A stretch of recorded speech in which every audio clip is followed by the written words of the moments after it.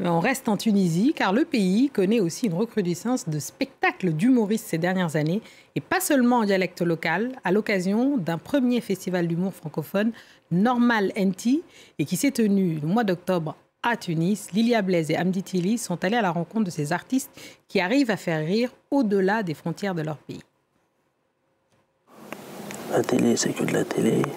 Sur scène, avant le spectacle, Adel répète timidement ses sketchs. Il ne veut pas tout dévoiler pendant les répétitions.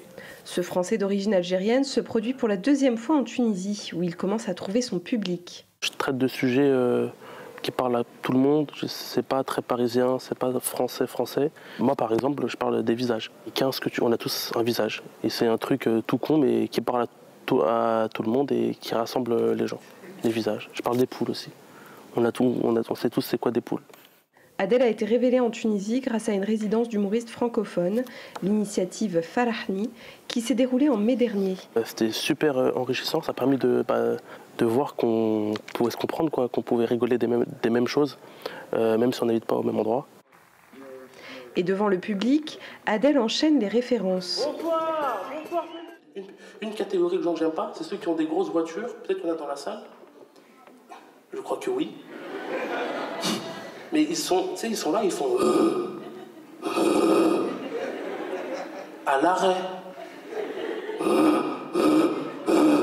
Mais tu conduis une voiture ou un taureau? À ses côtés, deux humoristes sénégalais, le duo Baladiop-Willy, qui se produit pour la première fois dans le pays.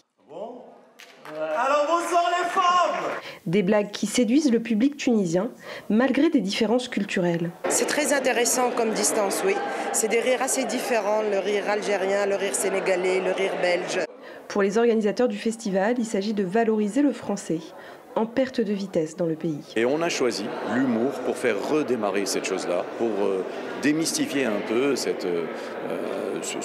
problème de langue, qui n'est pas un problème, qui doit être justement une solution.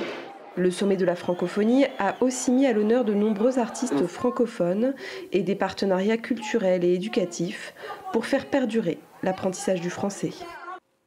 Et sur ces images qu'on se quitte, merci à tous ceux qui nous ont suivis partout où ils sont, de Dakar à Djerba en passant par Nairobi, et bonne chance à toutes les équipes africaines et toutes les autres évidemment dans la compétition.